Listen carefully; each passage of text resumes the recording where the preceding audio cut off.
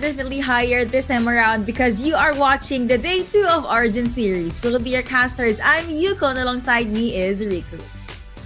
Yeah, you mentioned the stakes are high. More teams will drop over to the lower bracket this time around. And of course, they are aiming for that first place to get more points and as well as, share of the prize pool. True. And can I just say that our first series definitely spicy. We are gonna start the day off with the grand finals for our group A. And of course, one of the things that I'm actually thinking about is what new champions will we see? What kind of new rotations? What new plans will we see this time around? Yeah, that's true. We are coming in from a 2.3 C and B patch for the July Origin monthly final. So this is going to be extremely exciting as we've seen from yesterday. A couple of new picks, maybe, Leona being a little bit more prominent now in comparison to the past because of her buffs, especially on her MR and as well as her armor. So her survivability definitely skyrocketed and will match some of the tanky support champions on the board, which are, very popular as well, like the Rakan and the Braum. Indeed. But before we jump into the July part of the Origin series, let's take a step back because we have a video for you about the Origin series back in June. I think the June finals was a very good results for us. We didn't expect to perform at this level. We are actually expecting a much lower place from the June's final. Our team was maybe not the best mechanically, but our communication was on point and we won a lot of games because of this. To be honest, we didn't really expect to get third place in the June finals because we were kind of changing our roster. We get more focus on our goal because of the June finals. We didn't expect that and it was amazing. I think realistically, also a beautiful outcome for Real Betis. We honestly did not feel like we would even make it that far. After we made it that far, it really set us through the roof. We could have went for first place, by the way, but luck wasn't on our side. And third place isn't really bad, it's really good. We are happy that we got third place. Here's the dive, here's the combo, over the top. Drake will go to cut. I think we were just surprised of some of the picks that were being picked and we didn't have any answers to it and we fell to teams that we believe we should have beaten. The whole team, the communication, there were nothing that went good for us. We were just literally terrible. So this time we are prepared and we should not underestimate any other team. We will definitely see Game Lord in the final, probably against Stripe. The first finals, in June finals, we didn't even think we're gonna have good results like this. And now I think we have a huge difference. The first month, now it's the second month, and we're playing really perfect. And I really trust my team also in this July finals. All I can say that we're gonna finish first place in this tournament. Lots of mixed emotions looking back in that video. All the more making us hype for this July series. How about you, Riku? What were the thoughts going through your mind while watching that video? Yeah, I think the common theme from all the teams was okay, we did not expect to get, this far in the tournament. And I feel like that will really propel the momentum, the morale coming into the July Origin finals. So I think it's really good. A lot of the teams are very hungry to reach higher from their placements last month. And speaking of hunger, highlights teams, we actually have highlights for you in day number 1. Yeah, day number 1 was extremely interesting. There is a lot of, reliant on either 5v5s mid-game, towards the mid-game, or early game aggression with a Twisted Fate. Also, something to note is that, Olaf has been extremely popular as well, being paired with maybe the Nami if the Seraphine isn't available, maybe the Lulu isn't available and doesn't fit the composition, and it's a very hit or miss situation. True, and on top of that, we have been seeing a lot of these, Malphites as well as that very hard carry ADCs. But looking back at this highlight, that Diana pick, very, very tanky and such a huge threat in the late game. So maybe our teams, they're leaning more onto the late game compositions with the full-on 5v5 teams. But yeah, I'm actually looking forward to seeing more of these Akali pick. Maybe even Ari. We seldom get to see her in day number 1, but there were a few picks here and there.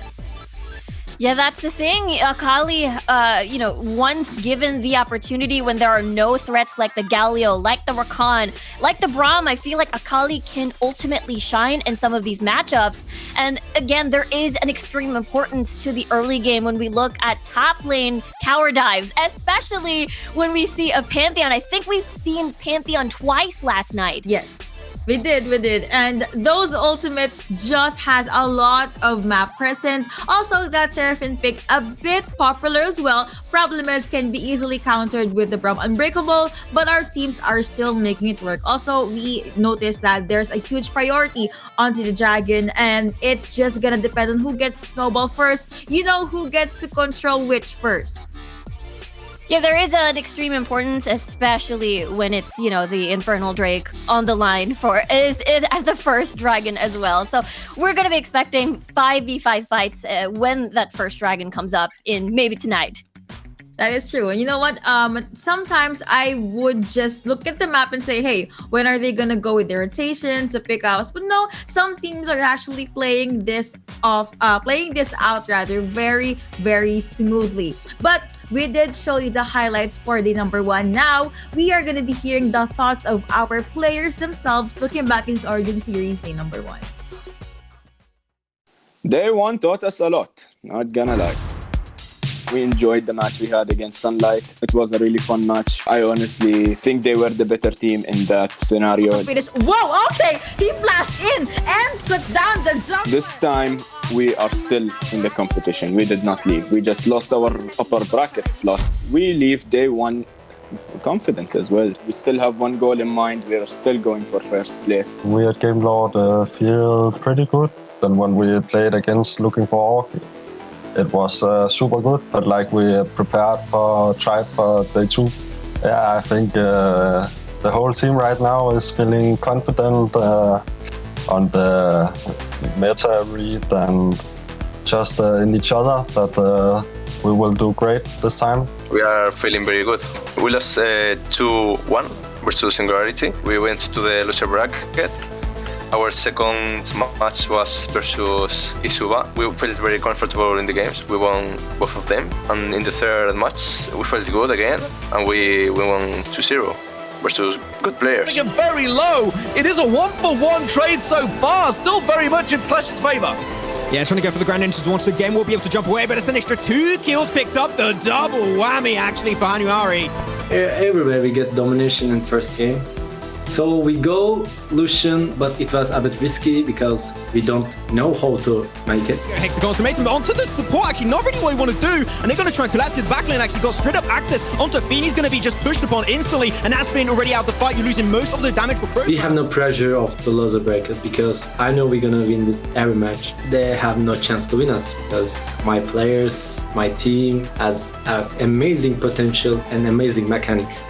We're gonna win this tournament, I believe.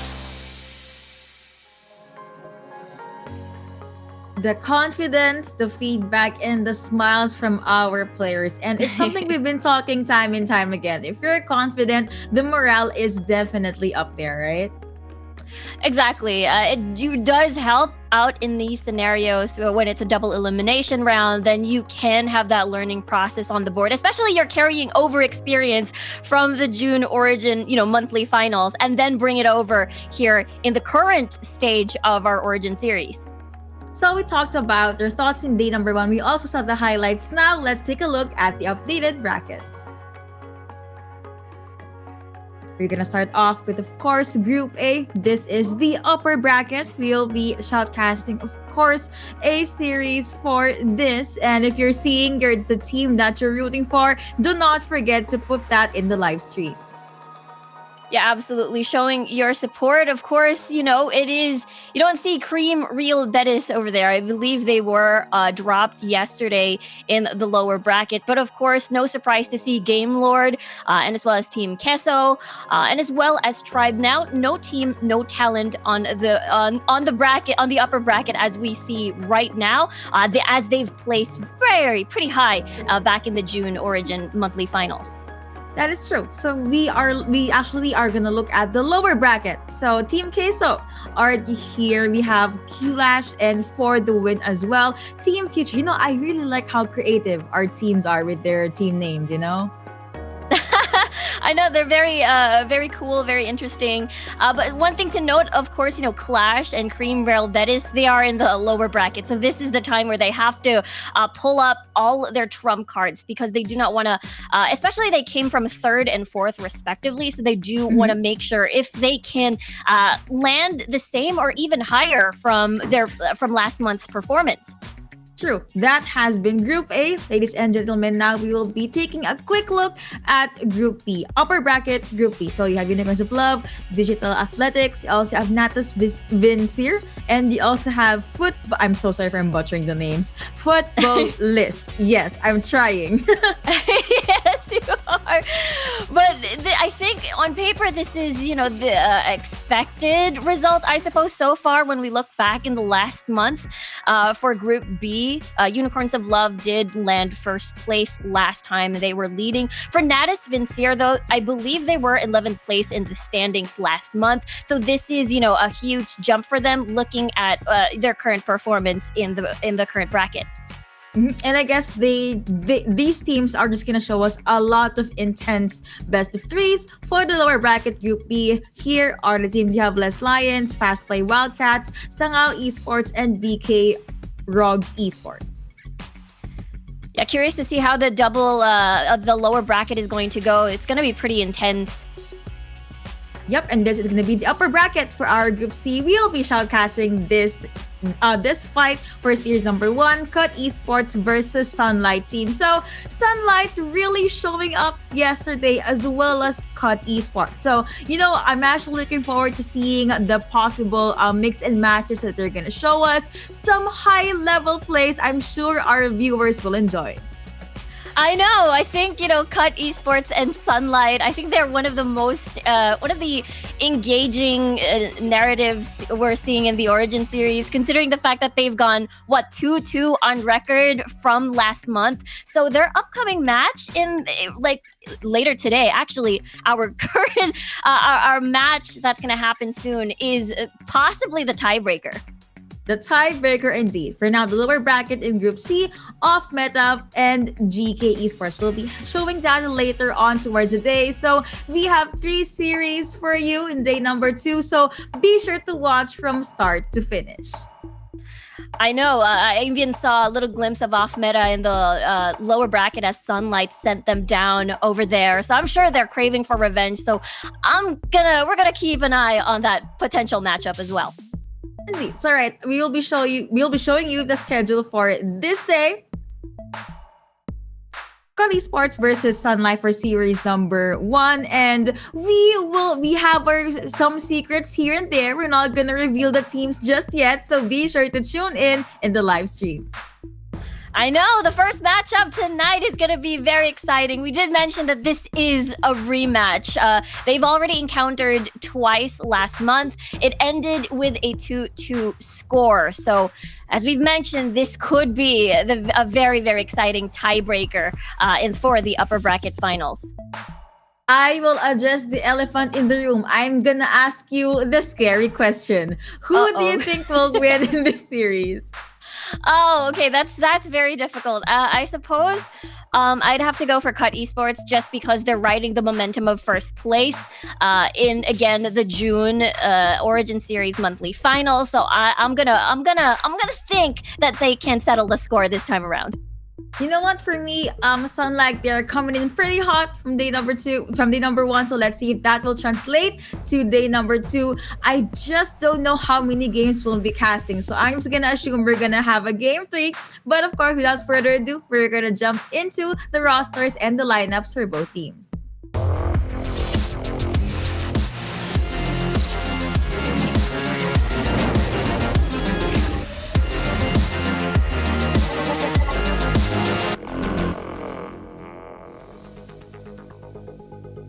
Cut Esports, you have Risk, Boz, Joe, 6ix9ine, and Timos. For Sunlight, you have Raisin, Solo, Walid, Mads, and Lido.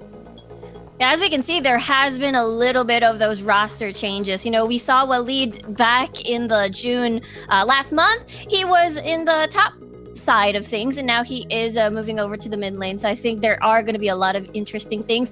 For the side of Cut Esports, I think the player to watch is definitely Boss. He did play the Evelynn jungle. I think not exactly the most popular jungler, but jungle pick rather, but he made it work. And I feel like we might see Evelynn again, despite, you know, the couple of nerfs on this champion. I think that's actually good because who would ban Evelynn at this point, right? Unless, you know, Sunlight has something different in plan. But of course, we all have our answers. That is going to be, we all have the questions rather, which will be answered because we're going to jump into the pick and ban phase for game number 1. Yeah, this is a totally different ball game. This is last time they met, you know, it was still 2 bans last time, but now it's 3. So now I'm curious where Cut is gonna cut off Sunlight's power. And it feels like they're gonna be starting off with, you know, all these semi-global ults like the Pantheon. I'm not gonna be surprised if they take off the Twisted Fate as well, as it has been a powerful combo and put together. So maybe they'll be comfortable just leaving the Galio. But on the other hand, Akali being a huge problem so far in other regions as well. Good prediction coming in from Miku. Twisted Fate not gonna see the light of day in this game number 1. Evelynn! Okay, we were just talking about this. Apparently, Sunlight, they will ban that champion out. So you know what? Why should we deal with it? Let's just ban this out. And that is gonna be a Xin Zhao ban for Cut Esports. So just removing a little bit more of the jungle pool as well. So yes, Sunlight, just massive respect on Boss on that pick. So now Galio is open, Gragas is open. So I'm not very sure if any of the strong melee heavy dive will shine in this particular scenario, considering there's just a lot of disengage on the board that's going to be ready. But Renekton, though, for Sunlight, I think Lee Sin is available to be picked. Red side, Lee Sin Renekton is an incredibly oppressive first priority, but of course, Lucian is open. Why not just pick it up instead? Yep. You know what? They would want to have that very powerful in the late game. I was about to say Sunlight could pick up Lee Sin and then Galio just to make sure that there's no problem. No one is gonna taunt whenever Lee Sin is gonna jump in, but that is gonna be a Camille and a Ziggs pickup. So you have the baby cage for Cut Esports. The baby cage. I love it. The Hextech ultimatum for sure. So heavy single target damage and as well as a lot of pokes on the board already for Cut. In the meantime, though, Sunlight now picking up this Annie. So this mid and jungle duo with the Vi is going to be incredibly strong. And they're going to pour in. They're very strong when it comes to pick potential. So I am guessing this could be the approach for Sunlight. I actually like this Saya pick. You know what? Vi is gonna jump in with the Assault and Battery. You have Annie with that Tibbers. You also have Renekton with the Slice and Dice. Why not pick up a champion that can just root you to the ground with her feathers? Plus, you have her lover boy, the Charmer, Rakan. I know Xayah is a very self-sufficient when it comes to peel, and you add in the Rakan makes it so difficult. But at the same time, it is a struggle for sure for the Vi, as it can be. The Assault and Battery can basically be dodged, air quote, by the Feather Storm. So this is one of those things where, what will Sunlight pick this time around for a different target? Okay, the next best thing would be the Ziggs, which I think would be very doable. I'm actually surprised that we get to see an Alistar in this day number 2. So without further ado, let's hop into the rift. Alright, welcome to Wild Rift, ladies and gentlemen. Again, this is going to be Cut Esports versus Sunlight. Just game number 1, series number 1. Let's see how these teams will perform or what kind of intense match will they show us today. I know this is, a lot of the fans, especially for Group C, are going to be looking forward to this rematch, this very intense rivalry that we're seeing. Again, the score is 2-2 so far between these two teams, and this series that we're seeing now could be and is the tiebreaker.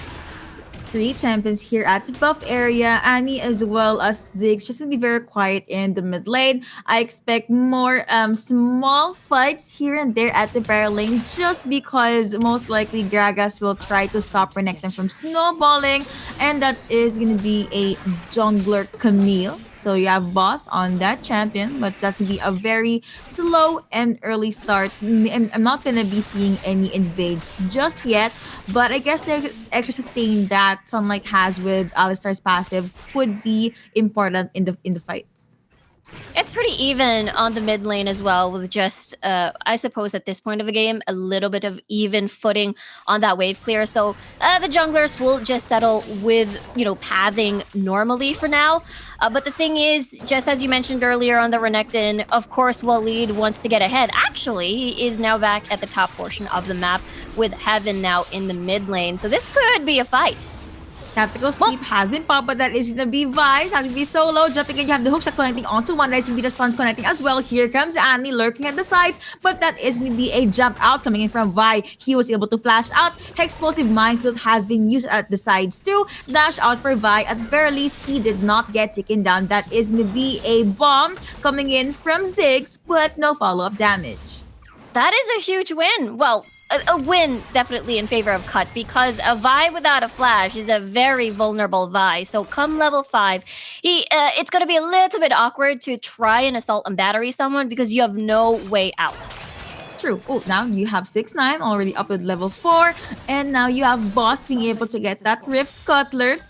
Let's see if Sunlight will try to at least push them back. That is gonna be the stuns connecting, but that's gonna be a flash out coming in from Renekton. So close though. If they want to re-engage, they could. Problem is, when it comes to the skill range, Gragas is the one in the lead. So I don't think Renekton will force this one out. Yeah, it's too risky. And the fact that Joe could possibly reach level 5 soon and would just walk closely to the river and land the bomb on under his tower. So I think it's a good call to not be too greedy and just stay and just go back to base and recall. Risk with that risky play, staying true to his IGN. Yeah, now I have the lovebird still at Dragon Lane, being very quiet. Sai, of course, we won't be seeing much of her this early on, as well as Matt as they jump in. That is going to connect on the 2 knockups for the side of Cut Esports. A follow-up coming in from Lido, but Vi decided to not jump in just yet.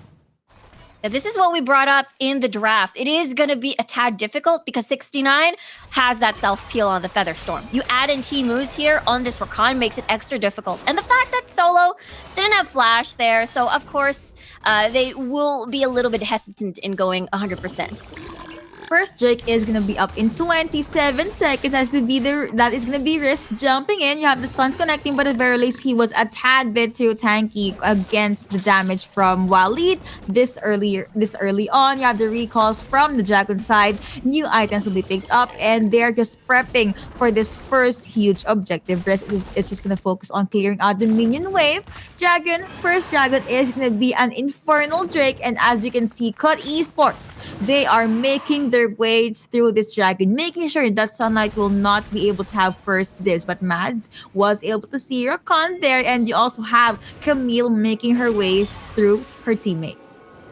Yeah, this is important. This is the Infernal Drake as the first Dragon. You want that extra damage for sure, as both teams will, consider this a very, very juicy target. So we will see a potential 5v5, but look at this. 69, actually very separated from the rest of the squad, so he might be a little bit vulnerable. That is to be the Grand Entrance connecting onto him, but that's to be the Charms connecting as well. You have the Mega Inferno Bomb being Papa Lido down to the last 3 bars of his health. And Risk, he is here, decides to join the party. He still does have the ultimate, and that is going to be the go signal for Cut Esports to try and get that trick. That's like to be the calling popping in. You have 2 people being pinned down, but Red Team was able to take the first, but that's going to be their call being taken down. Rakan does say goodbye, and that is going to be Renekton popping in with his ultimate. 2 champions already down, and Gragas says goodbye as well, and that is going to be a double kill going over to Solo. Sai saying goodbye. Hextech ultimatum connecting onto 1, but Waleed was able to jump his way out of there. It looked pretty good for us for Cut. The fact that Joe just had a lot of bombs to throw out to Sunlight. They were in a very awkward choke point as well, so Joe can just continually harass from that angle. But at the same time, Sunlight had that all in, and they were heavily relying on, on Risk to be that disengager, but, it wasn't really there. I actually like how Waleed was able to just isolate. Joe in that skirmish was not able to help with the explosive minefield or even with the bombs, which basically just translated to Sunlight being able to target whomever they want. And that was a very good Hextech ultimatum. Sadly, there was no follow-up. Roots coming in from Saya. That is the Renekton and jumping back. And here comes Rakan to save his lover. And Vi is there at the side. She does not have Assault and Battery though. So it looks like she's just gonna focus on farming. Rift Scutter already up. Camille would want to get her hands on that. Yeah, they're looking for a first blood pick, maybe a potential tower dive here up against the Renekton. Oh, that is Nadiv Zig saying goodbye. Wow, okay, that was kind of sad. Well, I guess if you're up against an Annie, that is bound to happen. But first, coming in from Sunlight, saying goodbye to this Ziggs and rotating over to this Rift Herald. Looks like there is vision for Cut Esports. They could and they should try to go with the steal. Still has Hextech ultimatum. That is going to be him trying to pop in with a tactical sweep. But a headbutt coming in from Alistar. A huge no. NO. Go back. It's going to be him jumping in. So I see that is going to connect onto one. Let's be the stuns connecting. You have the ultimate coming from Saya. No roots just yet. Root is going to connect onto the support. But looks like Renekton still waiting for the time to strike. Solo did not jump in. You also have Annie Heaven way far from his teammates. So they're not going to force this skirmish. Yeah, this is Sunlight already got what they needed. Really nice visit in the mid lane, just to punish out Joe not having the flash. He will have flash soon, though, so this is going to be an entry point for, hey, okay, Cut. They want to get that first blood tower. That is going to be Vi jumping in with Assault and Battery. You also have the Exhaust being popped. That's going to be the Roots connecting on the two. But you also have the Mega Inferno Bomb being popped coming in from this Ziggs. But Killis going over to Vi, being able to just demolish Ziggs then and there. That is going to be a 3-0 in favor of Sunlight. But looking at the Dragon Lane, that is going to be the explosive cast not connecting. But Lucian still being taken down by this Camille. One turret away from the Baron lane, but Cut Esports being able to get their hands maybe on this Dragon Lane turret. Yeah, they will definitely get this one, but a big bonus for Sunlight, they do get First Blood Tower Gold, and as well as a couple of plates. As the Rift Herald is still alive, they were able to secure that. And the thing about, Sunlight's composition is this is where they shine. They shine. It's the early game aggression. It's the early game all-in, while, we get to see a Cut Esports still not ready. We don't get to see Joe with the Ludens Rabadons just yet, so his bombs aren't gonna hurt as expected, as needed for the team just yet. That flash in from Lido too, making things happen. But yeah, Maz not being able to juggle with that 2v1, eventually resulting to his death and jumping back into the game. Looks like Cut Esports, they can still make things happen, but there is such a lead for the side of Sunlight. You have a 3k gold lead. On top of that, they are 6 kills ahead. 2v2, maybe. And he does have Tibbers though, so looks like 6-9 as well as Timo's will just go back. Yeah, I think it's a little bit too risky. They're still waiting. Flash in and a rampage. Wow, that punch hurts a lot. I mean, if you're gonna punch Ziggs, that's sad reacts right there. Press F in the chat. But that is gonna be them jumping in. That's gonna be your engage coming for Sunlight. But you know what? It's gonna happen. Next, you have this ultimate coming in from Camille. Was able to isolate one. But you also have the trample coming in from Alistar. Was able to stun two. Goodness me, a follow-up for the side of Sunlight. Assemble going over to this Vi. And they are chasing this Gragas down. Camille just focused on farming. You have him under turret. But still, Sunlight being able to get or win that fight. 3-1 plus a Drake to beat. Yeah, this is the second dragon for Sunlight. They've been getting a lot of kills onto Heaven, and that is the reason why Sunlight just doesn't stop pressing the go button. Oh no, 1v1 stuns, not gonna be enough. Camille did not have the Hextech ultimatum there, which is why it was solo. No, I mean, Waleed was able to win that 1v1. Baron is gonna be up in 12 more seconds. You have the recalls coming in from Sunlight. Cut Esports still looking for, their proper footing, which pick-off are they gonna be successful? They could just focus on ramping up damage for this Saya. Yeah, they have to fight as 5.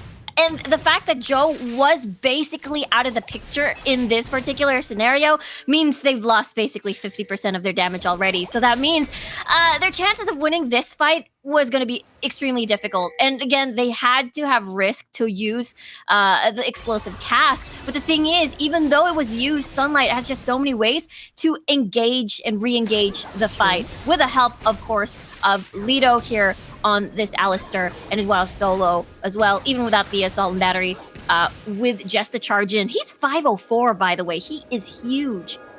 Beautiful start. I mean, what more could you ask, right? And we're still waiting for Mads to actually join the team fights. Hookshot connecting onto that turret, but she did get stunned. But you have the passive being powerless, ultimate being popped again. 2v1v, but here comes the other members of Sunlight. You have the Mega Inferno Bomb right and saying goodbye to SNBA, dominating Vi, being able to take down Camille. But here comes Tibbers, already be able to stun one. Double kill going over to Solo. Godlike, in fact, for this Vi. You have the ultimate coming in from Sayu. The Roots connect that is SNBA. No just yet, but stuns are gonna connect onto 2. Unstoppable going over to Heaven. Triple kill for this Vi. A legendary 4-1 plus the Baron for the red team for Sunlight. Yes, Sunlight, 5k gold lead, all the kills going into the right places, to the right players. Heaven and Solo using this lead and continually snowballing it to the point where Cut is, you know, slowly hesitating every single time. Again, one of their biggest chances is to wait for Joe to get, you know, his second item on the board. Now he does have that Liandry's instead of that Rabadon. So let's take a look at the replay there. And the thing is, Cut, unfortunately, even though they have the potential to get a pick and then run away with the help of the cast, with the help of the disengage, but because that, you know, it was Sunlight getting ahead so early into the game, it's just so hard to pick people off instantly and run away. You get punished by this death ball of a squad from Sunlight. And my oh my, the Tibbers drops from Heaven are just godly. Whew, that was too close for comfort for Boss. That is going to be Solo flashing in. Passive is going to be Prop, but you have the charms coming in. At this, they were able to win that outplay. That's going to be Solo being shut down and the kill. The gold going over to Boss. Can I just say that the adapted defenses saved Camille right then and there. Perfect time for the passive to be proc.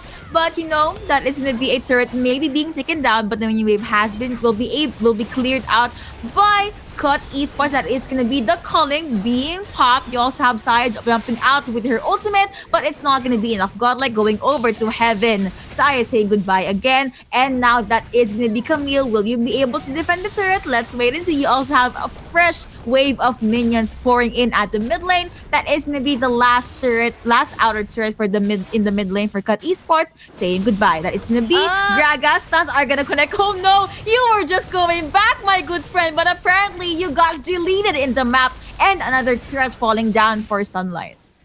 And this opens up the map even more. And there's just so many deaths on the board for Cut. Sunlight has just so much space to work with. They still have that mid lane tower standing, but that's the third dragon of the game for them.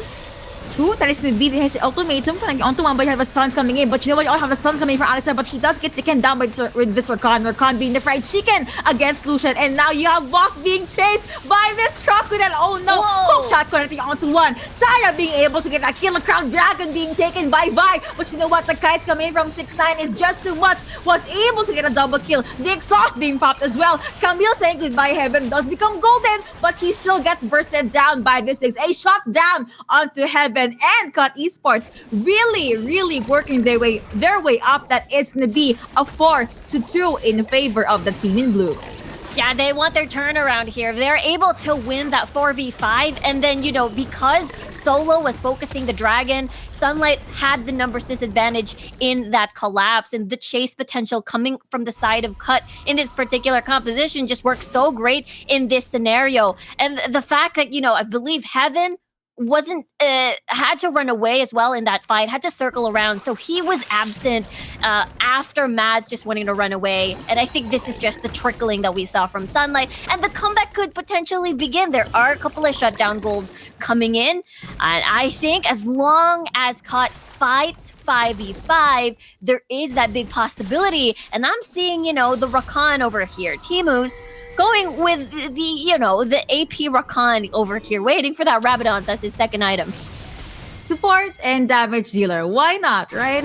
Also, looking back at the replay, the placements coming in from Six and SBA flash in, connecting all this really good headbutt coming in from Alistar, but that SBA jump in for Mads. Does become golden. You have Hex, the ultimatum being popped. You see how the charms coming in from Makan. Will they be able to survive? Ziggs does get bursted down, but that is too tanky for them to actually handle.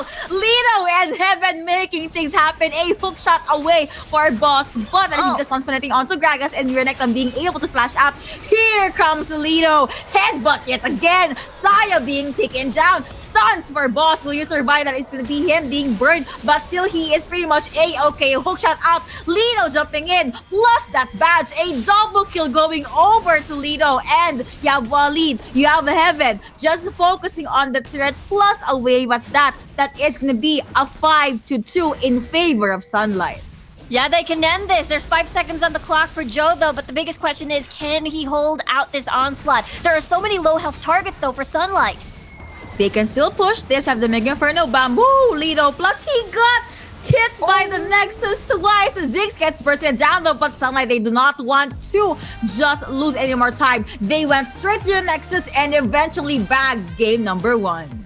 Yeah, they wanted to end it there and then, and it looked like as if Cut Esports were on that brink. We're close to taking the game back for themselves, but at the end of the day, Sunlight was just in such a huge lead at that point, and they were pretty comfortable to afford a couple of, mistakes here and there.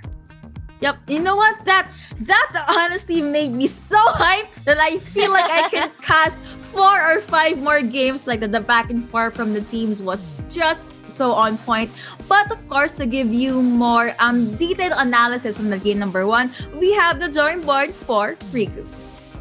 Yeah, I think it all started over here in the Dragon area, because at this point of the game, it seemed quite even, where the side of Sunlight did have that 2k gold lead. But the thing is, when you're in Dragon Pit, usually it was very successful. Joe was able to create this space. A lot of low health targets already. But the thing is, this team composition coming from Cut heavily relies on everybody coming together. And Sunlight, if you're not going to be together, if you're going to be separated like this, then that is the point where it's Sunlight's time to shine, basically. And I think that is the result that we saw. I feel like, Heaven did have a lot of star Tibber drops and as well as stuns. So I felt like it was such a huge deal. This particular scenario, this particular fight just basically snowballed the entire game.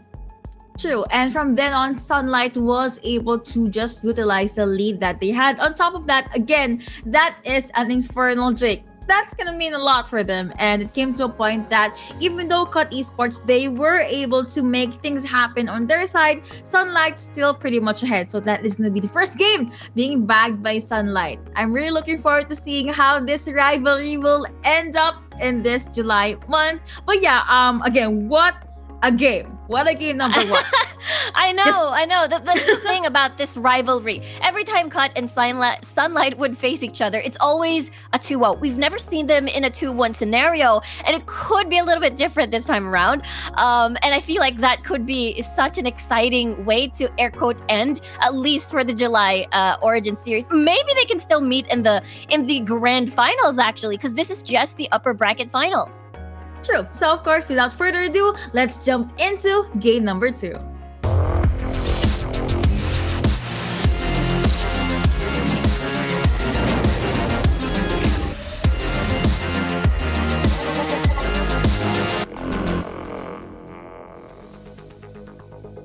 If you forgot the IGNs of our players, do not fret, the Origin series got you. Here are the team rosters: Cut Esports, Risk, Boz, Joe, 6ix9ine, and Timos. For Sunlight, we have Raisin, Solo, Walid, Mads, and Lido. Riku. These players are very, very talented. Yeah, they're incredible at what they do, and it just makes this entire series extra exciting. So now it's back to the drawing board for Cut Esports. I'm curious to see what they will switch up this time around, because it's just one of those things where Galio is open, but we didn't get to see that actually being picked up. Maybe this time around they will have an answer to this heavy hyper early game aggression composition if Sunlight decides to pick it up again. Will we see a Galio? Will we still be seeing an Annie? Which will be the ADC? Those questions will be answered as we jump into the pick and ban phase for game number 2. I feel like, we will see the Pantheon, the Twisted Fate once more as a ban. I wouldn't be surprised if Evelyn decides to ban it against Boss again, just because we've seen how it was such a huge problem back in the Group C finals last month. Meanwhile, Akali is very dependent on what is open. I feel like if there is a heavy focus on Gragas bans and as like Galio, Rakan, maybe that's a time Akali shouldn't be picked. But this time around, Sunlight, okay, we want all these heavy melee hitters to be unleashed into the Rift, so might as well just ban out this Akali. Cool, plus a Braum ban. Looks like Braum still not going to be seeing the light of day, but Cut Esports finally banning out that Annie. Good adjustment, and you did say a lot of good plays from this Annie game number 1. Very good Tibbers drops, and you know what? Evelyn still not going to be open in this game. Yeah, they're not going to give that to Boss. But look, that Gragas is open, Galio is open, Olaf is open, by the way. So for Cut, they're going the Olaf route. Maybe we're going to be expecting a Seraphine mid lane, maybe a Lulu, maybe the other alternative for the movement speed that you need for the rest of the team to follow through our Ragnarok, which is the Nami support. So I feel like we could see that. For Sunlight, that's going to be a Renekton mid lane, I'm guessing. That could be a Renekton mid lane, and then Malphite at top side. We've seen Renekton back in League PC days, in the Wild Rift Icon series as well, in the mid lane, and it can potentially snowball as well, because you have access to both lanes this time around. That's a lot of CCs actually for the first 2 picks of Sunlight, but the Cut Esports are gonna pick up this Camille, and now we are gonna be seeing the first Jax of this July Origin series. Galio open and now picked up by Sunlight. Wow, that's 3 beefy frontliners for Sunlight. This could be the Protect the Queen composition I'm seeing right now. So they do have a bunch of magic damage on the board already anyways, which is, it will compensate through Malphite, through the Galio. So they have no worries there in that section. So curious to see if that's going to be a Galio support, or maybe they want to add in, I don't know, another support to protect perhaps this, maybe a jungler. Maybe we get to see a jungler, maybe not. It is going to be, Renekton jungler? Okay, you have an idea. Malphite jungle? Maybe Malphite jungler. Really? I feel like it's a Renekton jungle. Okay, anyway. We'll get to see it actually later on. Zion Rakan, though, for Cut Esports. So this is what they've picked up earlier, self-peel. They will need it a lot, by the way, with a Malphite, with a Galio on the opposite side. They just have to protect Saya with all their might, but at the very least, they have a Jax to, just be the B front line. Plus, you have Camille that can isolate anyone with her Hextech ultimatum. As crazy as the drafts are, we are still very much excited. So let's jump into game number 2. We will finally know the answer, though. I think it is. Wait a minute. That is a Jax. Wait a minute. Yeah, that is a Jax. Okay. Our answers, our questions have been answered, actually. So Sol is on the Jax, so he is going to be the jungler, and it is going to be Mads on the Corgi. So it's a double AD carry composition for Sunlight. And in the meantime, the Galio and, the Malphite, it's all there for Cut. And this is going to be the classic Boss will press Ragnarok, Joe will join in the fight, Risk will initiate as well with the Unstoppable Force, and then 69 can either catch up with the Killer Instinct or with the Tidal Wave, if you will. Tidal Wave can be used maybe for engage as well and disengage. So with that, equation, or rather setup, Cut has a pretty solid composition so far from what we're seeing. Indeed, they do. Oh, that is going to be Galio just chasing down Corgi, but I guess that is just him trying to scare off the ADC, the mid laner for the side of Sunlight. And now the usual fights here and there at the bottom lane. That is Nibiru Walid being able to push Risk back on their turret. Now Mas just sitting at a level 2. Corgi actually can be in a pretty safe distance up against this Galio as long as Galio does not dash in. Lido and Heaven. Apparently Heaven now in this ADC role. I also love the fact that our players, they can play a lot of roles. Heaven was in the Annie in the mid lane earlier, but you know what? Now he's in ADC. I feel like playing ADC this game too. Let's go. I know, Waleed was seen yesterday on the Twisted Fate in the mid lane, and now he's back at the top lane. So yeah, a lot of flexes that we're seeing coming from Sunlight. But in the meantime, though, I feel like with this current setup, it is going to be quite a quiet game for pre-level 5, I suppose, especially when we look at the mid lane. They are going to be waiting for level 5 to influence the top portion of the map. I feel like Waleed should be a little bit careful because they have to watch out for Joe with a hero's entrance. He can't exactly be aggressive. And the fact that you're up against a Malphite. So that will stunt the growth of Waleed a little bit. We also have the bubbles connecting. Grand Entrance not gonna connect though, so looks like Lido is just gonna go back to Heaven. And on top of that, I do agree it is gonna be quite the longer game just because Sunlight also has this Jax. Jax is pretty passive in the early up until the first half of the mid game maybe, but second half of the mid game up until late game, that is where he shines. You know, jumping in, stun, and just tank an obnoxious amount of damage, maybe even withstand the Icathan rain that's gonna come out from 6-9. But now, still in the early game, Mads just clearing out the wave, Waleed down to the last 2 bars of his health. Risk though, not gonna take the risk at this point. He's just gonna go with the recall. I feel like it could be a challenge for Waleed. I think he has to wait for the taunt to come out first from Joe before he gets to comfortably slice and dice and enter the fight, perhaps. But in the meantime, though, for Cut, this is, or rather for Sunlight, double AD composition. No, not a lot of magic damage sources actually. No AP as much, maybe a little bit from Mads. But this just means, you know, Risk can just happily build for full armor. Boss can happily build full armor. And you know, this can definitely help the survivability for the frontliners to be that sponge and survive a little bit more in the fight. Ooh, first dragon is going to be up in 25 seconds. Here are the items so far from our 2 teams. If you want to, you know, just keep track of what they plan to build. That's going to be a double clear, not double kill. Double clear maybe from Solo. Okay, I guess just prioritize the buff. Now going over to that very cute frog. And now 9 more seconds left. Recall is coming in. They are getting ready for the first wake of the match. It is the Mountain. Extra shield, extra sustain. Should they want to go with the fights in the later parts of the matches. Still a pretty quiet map though. But Waleed already getting his first item in, and they are just gonna pour themselves in the Dragon Pit.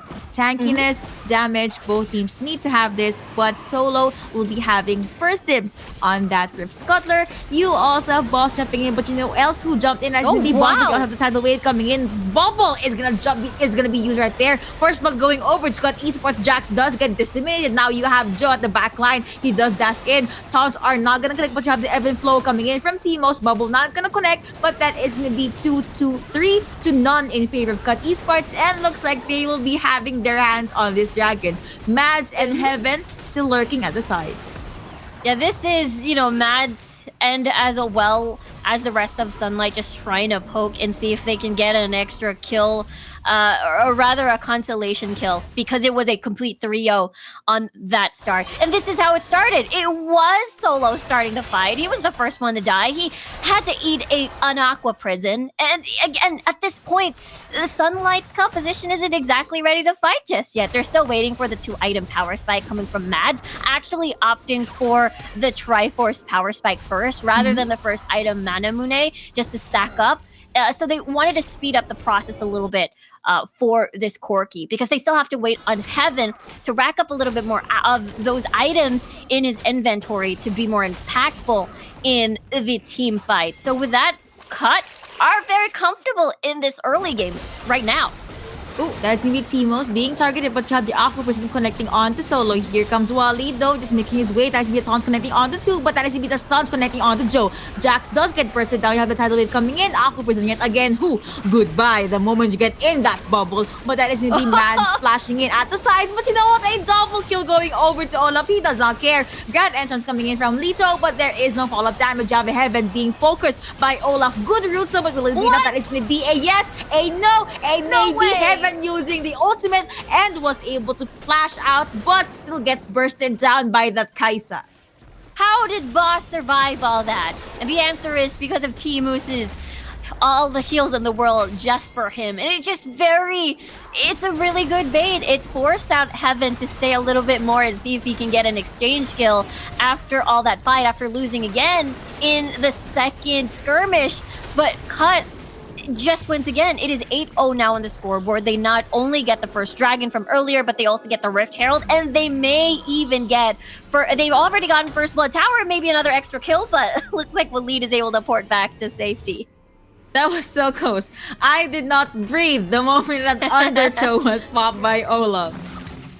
I know, it was just too close with Lead. Again, this is just one of those things where they can actually afford to get a kill and then try to get away. But the thing is, it's so difficult when you're up against Joe here on, this Galio. Look at him just tower tanking, just standing there for the rest of the squad. But there's another fight down bot. Okay, that is him popping in with that Ragnarok Lito being deleted in the map. This is the moment Heaven does get pressed down. Triforce already available for solo. And this is just the time where Cut Esports' lineup shine.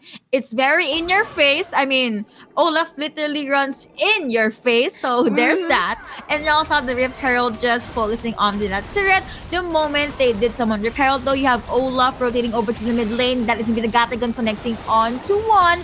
Joe being healed by T-Moose. That is going to be the speed boost as well. Looks like they will not be able to chase them down. That is no flash for Waleed. No flash for Sai as well. Disengaged from Boss, but he is going to re-engage again. Here comes the Valkyrie. Mad does jump in, but that's to be a very good unstoppable force coming in from Risk. But that's going to be the burn being able to take him down. Stuns, knock-up. Renekton gets taken down. You have the charms coming in from this Rakan. Was able to pull, but that's to be a 2-3 champion. Mute connecting on the three people. I did say 3, but now that's going to be Heaven forced to go back.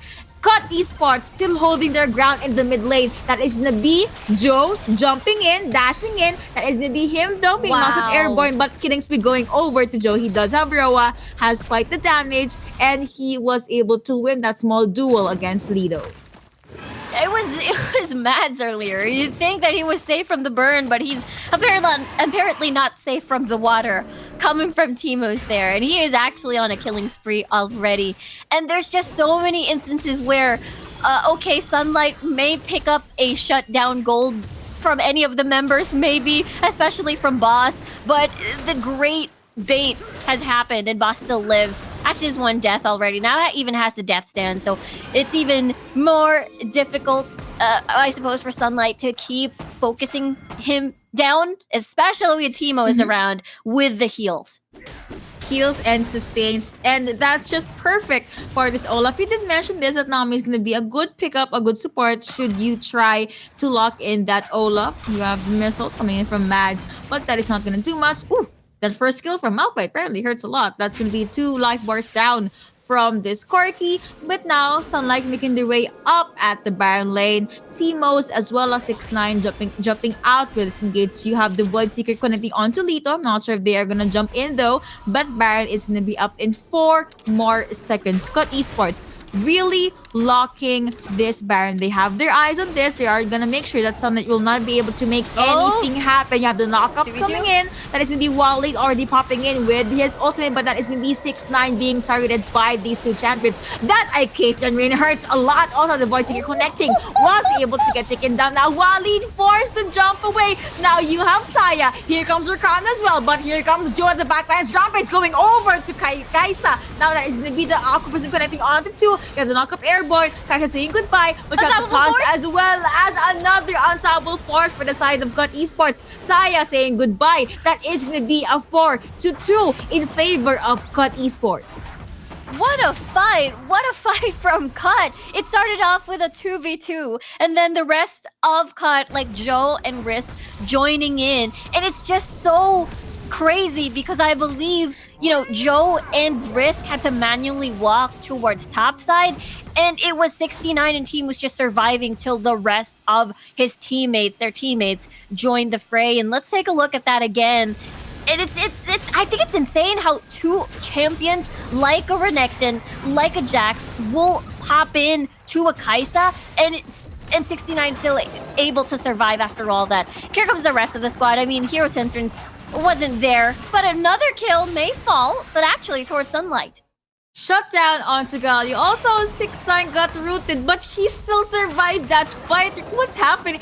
Wildrift really messing with my heart there. But yeah, that's just got esports really stepping up, and Baron is up. No one going to that area yet, though. I guess cut esports, they would want to just clear out as much threats as they can, or just force Sunlight into this awkward pickups, awkward fights. We are still waiting for Solo, for Jax to make anything happen. A good initiate on top of Waleed's stun. Maybe that's when Mads as well as Heaven can go with the follow-up, or maybe even Lito, with the flash in charm. Undertow? No? Okay. No. They are just gonna say hi, hello. Just a little bit of a greeting there. But yeah, I'd have to agree. It is gonna be Sunlight heavily relying on Lito to fully engage. This is gonna be a two-man Baron with 69 and team was just trying to zone out Sunlight. But they still have to respect the pokes. The longer they do the Baron dance, the more that they get shredded by Mads here. So I think they wanted to play safe, even though they're already an 11k gold lead. That is true. Well, Static Shift now up for Heaven at the very least. The next dragon is going to be up in 25 seconds. Waleed will just go in the recalls maybe, as well as Zircon. But Cut Esports, you have 3 champions just holding their ground at the mid lane and rotating over to that dragon pit. Olaf is already there, already having first dips at this buff. Sad reacts for Solo on this Jax. No buff for you, good sir. But that is going to be an Infernal Drake that could maybe be in the hands of Cut Esports Rakan as well as Jax, making their way through this pit. Drake now up. Sunlight still pretty far from the Dragon's pit. Yeah, no vision, so they cannot risk it. They don't have disengage, so they're very afraid to walk in to scout and then just get caught out. And then 13 minutes into the game, maybe the death timers aren't as unforgiving. But Baron is up, and Cut Esports has a ton of space to work with. In the instance that Sunlight just pushes a little bit, extends a little bit, they're going to be taking advantage of that. Ooh, most of that's Cut Esports maybe making their way into the base, but that's the stun connecting onto Boss, but he is A-okay. He is very tanky. You also have Nami coming in. He still has Ragnarok, which he just now popped. He's going to commit over to Mads, but Mads was able to take a step back. Now T-Most, there is stuns connecting coming in from Renekton. Still, no one is dying. No casualties for these two teams. They are being very careful. 6ix9ine focusing on the turret. Few pokes here and there against Lito. They are probably going to wait for the next fresh wave of minions. The turret down to 1,000 of its health left. But you're not going to be a jump in. Proto Belt in. Joe with the initiate, with the taunts, with the jump. You also have the stuns coming in. You also have the Aqua person from that Nami. Let's be the Valkyrie being popped. You have a 3 champion knockup courtesy of this Malphite, but Matt is there at the back line, being able to kite everyone down. 6ix9ine being targeted, Jax saying goodbye. 2 champions down rather for the side of Cut Esports, whereas you have 3 champions down for Sunlight.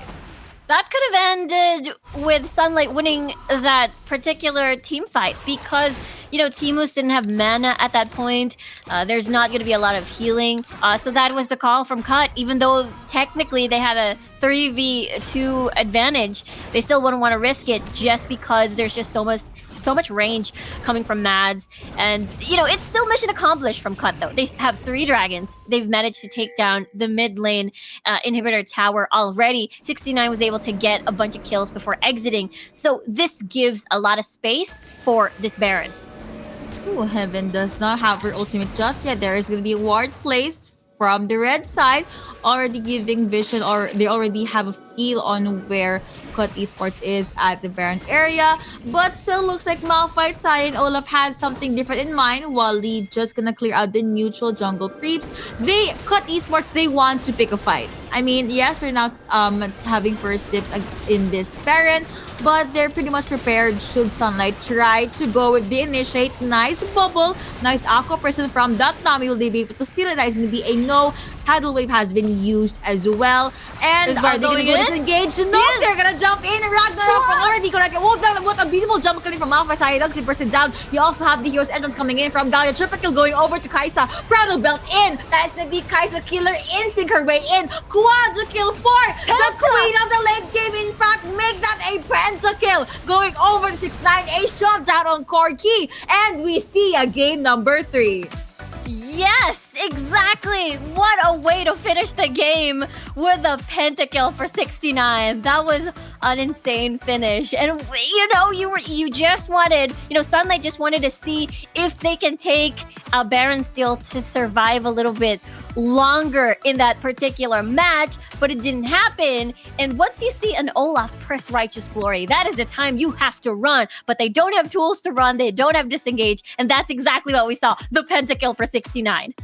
They could have dropped their phones then and there. I was like, is Olaf gonna... Okay, he's running. But yeah, we have a lot to talk about in that game, so we'll be saying that alongside our highlights for game number 2.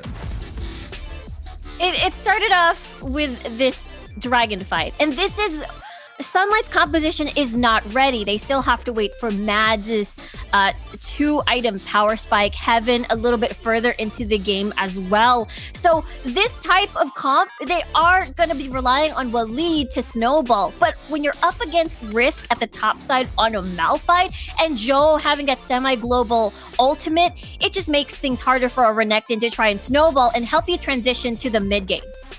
Ooh, that kite's coming in. And yeah, if we're gonna look at the late game, which will be seeing the highlight at the later parts of that match, I just have to commend the Unstoppable Force as well as the very good Heroes entrance by Malphite and Galio, Risk and Joe, respectively. A lot of initiative, a lot of re-engage, basically like there. 3 champion knockup, even though they were forced to go back. That was a huge help. That was a huge advantage for Cut Esports. And even though 6-9 was quiet in the early up until mid part of the game, here in the late game, Ikeith and Rain, Void Seeker getting a triple kill. You also have again that portable to jump in. She even used her killer instinct just to secure that pentakill. And what a way to end game number 2. I've been talking about it. I'm so sorry, guys. I guess I jinxed it. I kept on talking about the game number 3, and then here we are. I know, that means it's 3-3 now on the scoreboard. Coming from the June Origin monthly finals, these two teams have fought before. 2-2 and now 3-3. This is the tiebreaker. I'm very curious to see, because this is just the upper bracket finals. There is a potential for them to meet at the grand finale towards the very end. So this is just a little tease, but I think it's already very huge and exciting. Yep, and of course, we'll be taking another look at the roster for Sunlight and Cut Esports.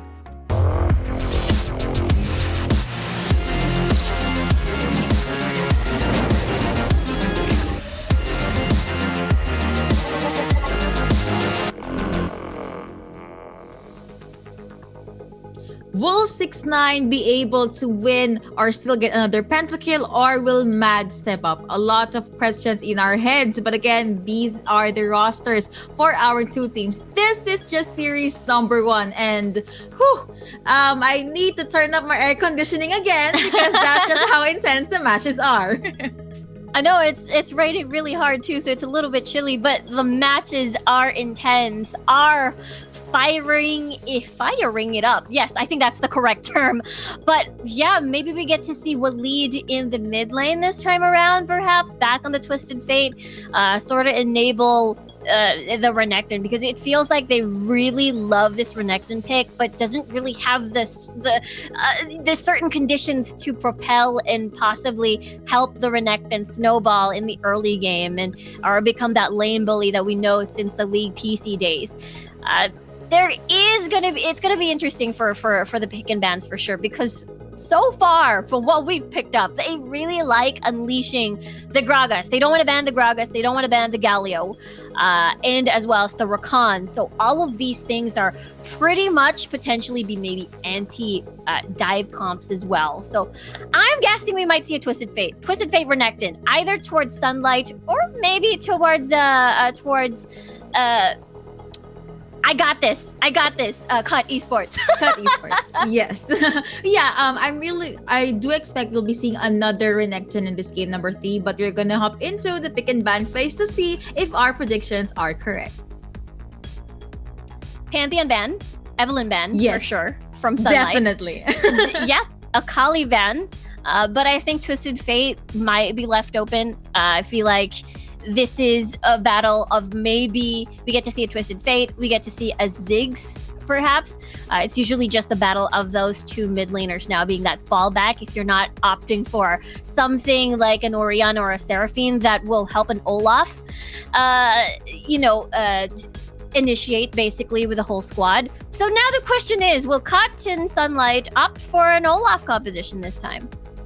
I mean, why fix what's not broken? Cut Esports, they could pick up the Olaf again, but that is still gonna be an Ani ban. Oh, Sunlight already banning out Nabi. Ebb and Flow, Aqua Prison, Tidal Wave, you are a hassle. So goodbye to this moving sushi. I know, Teemoos had a phenomenal performance on that champion, and it also means that if Cut decides to pick up an Olaf, then they could pick up a Seraphine instead to help out as the another alternative if the Nami is not going to be available. So we might see a Lulu too, actually. Maybe Seraphine mid, Lulu support. It could be a possibility. But with the Braum, with the Gragas available as well, if it's a double disengage for Sunlight, this means Cut. If they pick this heavy aggressive team, then I think they will struggle this time around.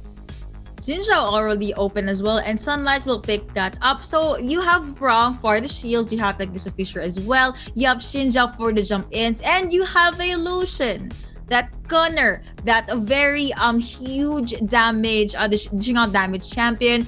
You mentioned Seraphine. Looks like Cut Esports will be picking that up for themselves. Maybe Seraphine can pop the Hex up, can pop the Encore after Olaf jumps in with the Ragnarok or after Camille uses her Hextech ultimatum. Yeah, I have to time it well, considering that there is that Unbreakable. We've seen Brahms just full on build, MR just to see they can survive the onslaught of a Seraphine. I think we've seen that once. Now, Wukong, though, being picked up for Sunlight alongside with an Ahri. So this could be a Wukong top. Actually, even though the sustain coming from a Wukong top laner or solo laner has been nerfed a little bit, so I think it is a possibility for Sunlight to pick up. Could be wrong. It could be the other way around. I don't think I've seen Xin Zhao at top just yet, but Rakan will be the last pick coming from Cut Esports. Quite a squishy lineup for Cut Esports aside from Olaf, of course, so they have to be extra careful given that there is a threat of a knock-up from the side of Sunlight. So let's see which Jaff will be the one that can win this game number 3. So without further ado, let's jump into the Rift. Welcome to Wild Rift, and this is the last game for our series number 1. Who will be able to win in this rivalry? You have 4 champions. Are they gonna do the sudden mid lane fight? No? Okay. Now you have Lucian just making his way at the Dragon Lane. Oh, nope. I was right. They want to be this aggressive, but looks like you have Seraphine. That high note was able to give them vision. Yeah, it is one of those things where, okay, we have a strong level 1. Well, maybe we can try to burn out a summoner spell, perhaps. Considering that the mid lane has 0 kill pressure if you're up against a Seraphine. Especially as well, actually, this changes things up a bit. You are paired with a Xin Zhao. So I believe Zhou should be a little bit careful here as they can be aggressive. Come level 3. Actually, level 5 is a prime position to see if they can open up a kill against Zhou. Now you have Boss just minding his own business. And yeah, Zhou being very careful at the mid lane. Looking at the Baron lane though, looks like Wukong was able to just shoo Olaf a tad bit back, but Solo still has an orb of deception maybe. Normal or pretty standard laning phases from our 2 teams, but looking at the Dragon lane, that is going to be a lot of folks coming in from 6-9. Oh, that's gonna be the first blood going over actually to Olaf. That was fast. I just said he was able to push Olaf back, but apparently Risk had enough of it. He will have none of it, and he already has his level 4 plus a very good wave of minions pushing in on the turret. Yeah, he had a 2-level advantage. I was guessing during the fight it was a 1-level advantage in favor of Risk. And that is the thing when you're up against an Olaf. The lower he gets, the scarier he gets on the HP department. And now that's what we saw. Heaven even opting for a more aggressive summoner spell. Risk having a bit more of that defensive sum spell with that barrier. So for Sunlight, or for Heaven rather, I think he has to be on his toes this time around, especially come level 5 rather. Cyclone will come in. You don't get to do anything though. You don't get to proc your CC just because Risk has Ragnarok to counter that. Teemo still at the level 3, almost at level 4 though. Nice to be mad jumping in with the kites, but now Risk will Heaven need. Oh, Heaven is now at the Baron lane. Okay, hello. But yeah, still needs to recover from that first blood that he gave over to Risk. Risk is 1 level up against Wukong. Ping's going all over at the Dragon lane though, so maybe we might be seeing an engage from Camille. Boss does have the Hexic ultimatum. I think he did use a hook shot there, but Braum alongside Mads is still pretty much alive, still pretty much healthy, and now Heaven, that is the slowest connecting, but Risk is just gonna focus on clearing out the minion wave. Yeah, there is kill potential here. Oh, that is gonna be the stun, the charm rather, not gonna connect. They have Seraphine just sitting at the side. Joe, since they did not have any foreseeable targets, they are just gonna go back. We are 3 minutes into this game. 2K gold lead in favor of Cut Esports. Still a pretty quiet map so far. Maybe we'll be seeing the first fight once the first dragon is up. I mean, that's what we saw in game number 1. Yeah, it's because of the junglers, and it's because of the mid lane, I suppose. It's very hard to kill a Seraphine, just because there's just the movement speed, there's just the shields. Joe is even sporting the flash and barrier, so it is going to be a little bit difficult. You will need an additional CC to try and lock Joe down, and it has something to do with the top laners as well. We get to see Heaven playing a little bit more safe. He has been hugging his tower ever since the 1v1 loss. And at the bottom portion of the map, it's the classic, actually. Mads Lido with the Lucian from the oppressive duo of League PC. And what we saw even back in the Wilder Falcon series, it's not exactly as strong as what we've seen back in LoL PC, and that's what we're seeing right now. Especially there's a ton of range from 69, and especially there is a Rakan as well. When you want to dive in, you're just gonna get greeted by a knock-up by Teemos. Teemos, I thought he was gonna try and catch Lido off guard there. Mads did spot out Teemos as well as Boss. That is gonna be Heaven being able to pop out with his clone, and now Risk could go with the reset but could just focus on taking down Wukong just to make sure that he will not be able to go or respond to the Dragon lane, to the Dragon's pit. Cut Esports as well as Sunlight, they are just holding their ground, still going over with the Dragon Dance, maybe hook shot in. Looks like that is gonna be Boss already having first dibs on this Dragon.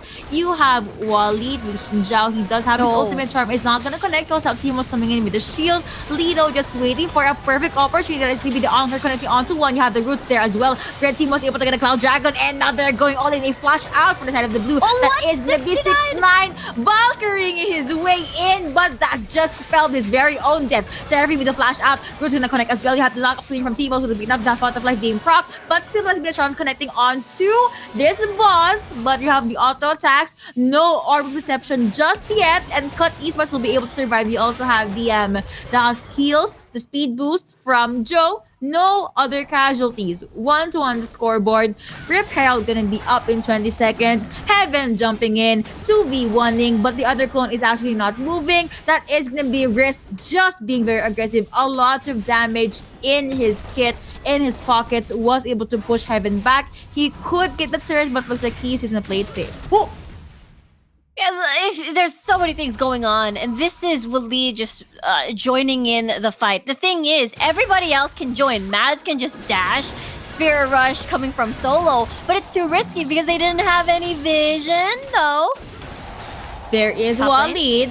Cut does not have vision. That is going to be Boss checking if he can take out Solo. Risk does have Ragnarok. Hook shot out. Looks like Cut Esports. Let's not overstay your welcome. Let's just focus on getting this objective. Rift Herald again is up. I thought they were going to give it a go, but looks like Sunlight will be the ones to actually secure this Rift Herald. Maybe, unless Cut Esports tries to do something there. 6-9 is there as well. You have the quickness being pop. You have the stuns. The roots connecting. Braum being bursted down. Xin Zhao saying goodbye. That is going to be a 2-0 in favor of Cut Esports. And looks like you have Solo, you have a Maz at the mid lane. Triforce already available for a boss. Will they disengage? Risk still has Ragnarok, and Joe still has that Encore. And you have Heaven. He cannot defend the turret right here, so he just decided to let go. Ari being bursted down at the mid lane though. A double kill going over to Seraphine. Yo, what? Killing going over to Joe. Here comes Lido. Hello, Joe. As he the slows connecting onto one. They're focusing down on everybody. Here comes Aliot coming in from Boss. Hook shot. The passive being prop. That is going to be the Glacier Fisher being used as well. Olaf saying goodbye. Walid. That is going to be the next target, but he still gets bursted down. The Braum in that skirmish. You'd think the support will die, but no, he was the one that survived that fight. I know. Let's take a look at that Encore. That was beautiful. And we know how Risk has been extremely painful from winning the 1v1s already. He is basically, in a comfortable spot to keep going. Once he gets that Undertow win, once he sees so much damage, he has space to keep going. Especially when you pair him up with Joe. That is the reason why they picked up the Seraphine in the first place. But in the meantime, it is Cut still in the lead in this particular game. With that said, middle lane is actually very close to ending. With 69, with its range, I feel like when Sunlight will be focused on the bottom portion of the map like this, as we see right now, Cut can actually see if they can open this map even more. Charm not gonna get it, but you know what? That is gonna be the Unbreakable being popped by Lido. T-Mos, that was too close for comfort. The passive is to be proud, but he is A-okay. Here comes Camille. Hextech ultimatum. Screen jump being bursted down. Flash is being burned. They are forced to jump out, but Ari gets taken down. That is gonna be Cut Esports being able to get through. Anchor not gonna connect. You still have the Unbreakable. Roots are gonna connect as well, but Cut Esports, safe to say, they're the ones that won that scrimmage. Dragon gonna be up in 10 seconds. Recalls here and there, just go with the reset. There are some pings at the Dragon area though. Now you have Heaven making his way into the Dragon pit, but Cut Esports very much happy with the win that they got. Yeah, it is still... let's take a look at that fight first, though, because this one Solo, or rather, in Ari in general, once an Ari misses a charm, that is basically a big signboard that says, okay, come and get us. And that's exactly what Cut did. The charm not hitting, they just went all in, and now Dragon is gonna get started by Cut. Unbreakable is no longer available. Blue team was able to steal that Mountain Drake. That's the special delivery popping in by 6-9. You have Bats being boxed in. He does get taken down. You also have the Gatling Gunner Khan being bursted down by the Xin Zhao, but Xin Zhao being taken down by that Olaf. That is going to be a 2-1 in favor of Cut Esports still. But Sunlight, hello, you got to steal the Dragon. That is a Mountain Drake, so you have more shields for yourselves. Cut Esports now will just focus on the objective game. Taking out turrets. Rift Herald has been someone at the mid lane. Lido at the front line. That is gonna be Heaven jumping in. A flash out from 6-9. Roots are not gonna be enough, even though it did connect. Joe has no other way to disengage. He does not have flash, but he was able to take down Ari first. Jump in, flash in. Braum saying goodbye. Now you have Heaven. That is, you still have the slow rather. Double kill going over to Olaf, and here comes Xin Zhao. Joe being targeted, but you know what? He is A-okay. Here comes Timo. Gonna jump in, and now Risk just going with the risky plays. Undertow gonna connect onto Maz. Jumping in. The axe is very much sharp at this point on. Yeah, it is definitely sharp. Oh no. The fight's still not over. Joe! Okay, flash out. He is safe. That was I know. Guys. Oh no. It's crazy because Sunlight wanted Joe's head for the past 3 minutes, and now the Baron is going to be secured by Cut. beat drops coming in from Joe, but you know who is gonna drop? That is gonna be Xin Zhao, and a unstoppable going over to Olaf because he was able to take down Ari. 2-0 plus a Baron going over to Cut Esports. They are very much comfortable and very much powerful in this game. Leo and Matt still trying to defend this turret, but looks like that turret will no longer be up this point on. You have Heaven coming in with the recalls. Camille just looking at the sides. 6ix9ine as well as Timo. So they're going to focus on clearing out the wave, but Matt will be able to take out the last minion. Yes, he will. Yeah. Yes, he did. They're gonna be focusing on maximizing this Baron buff. They can do this 1-3-1 setup already. No one can exactly deal and see if they can hold down either boss. No, they can't even hold down Risk because he's just gonna activate Ragnarok. He's just gonna run away if things get a little bit too sticky. But he was in the lead. He's in a 2-level lead up against Heaven, so he is in a very comfortable spot to keep going and deal with anyone who comes his way. That was a bit too risky for that Ari for solo. Charm did connect, but that'll be the flash in coming in from Boss, already targeting one, but looks like he got beaten by 2 by 3 members. He does get bursted down, but that's the quickness being popped by Yarkani. Shutdown on Camille, even that is gonna be Cut Esports just disengaging 1-1 for the respective team. The beat drop and the high notes from this Seraphine really hurts a lot. Killing Spear going over the 6ix9ine, and you have Heaven alone at top part of their base. You have a fresh wave of minions jumping in, pouring in at the mid lane. There is already a hole in the base of Sunlight. Okay, 2 champions down. Lucian being taken out by Seraphine as he deported belt in, but Solo was not able to secure a kill. Heaven receiving enough damage. That is going to be Elite O at the front line. Grand End is going to connect onto 1, but Heaven being able to disengage. And now you have just the Ragnarok being popped by Olaf. They are just constantly coming in with the pressure, but a lot of minion waves are just staying at the base of Sunlight.